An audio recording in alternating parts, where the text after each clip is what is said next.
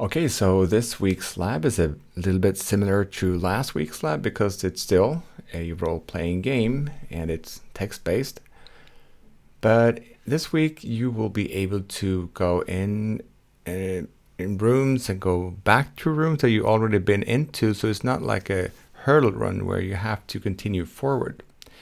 You should also be able to pick up items and maybe drop items, and those items can be useful later on in the game. So here's an example.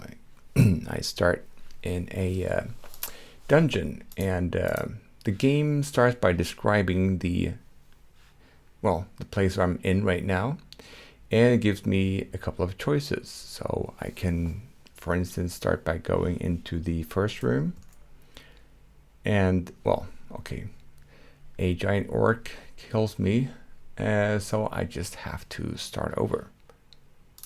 Okay, so first room, dangerous, an orc. Okay, so let's start by the second room then. The north door, empty, but there's an axe. Yes, we want to pick it up. Could be useful. All right, let's try 3. Oh, a big dragon torches your head off. No, eats it off. Okay, well, anyway, I'm pretty dead. So, dragon in the third room, and the axe seems to not have helped at all. Okay, so why don't we just exit? Oh, the door's locked. Okay, so pick up the axe. Yes, I want to do that. And enter maybe now the west room. See if the axe helps against the orc. And it does. I swing my battle axe towards his head and swoop. Behind the carcass lies a magic sword, and I want to pick that one up. So leave the axe and pick up the sword. Yes. Okay, so maybe the magic sword can kill the dragon. So let's go back to the east door and see what's happening here. Oh, I fly open the door without peeking in. I just make a nice roll and stab the dragon in the neck. All right, and there's a key behind the dragon. Yes, I want to pick that one up. So maybe now I can take the exit door. And yes, now I am free.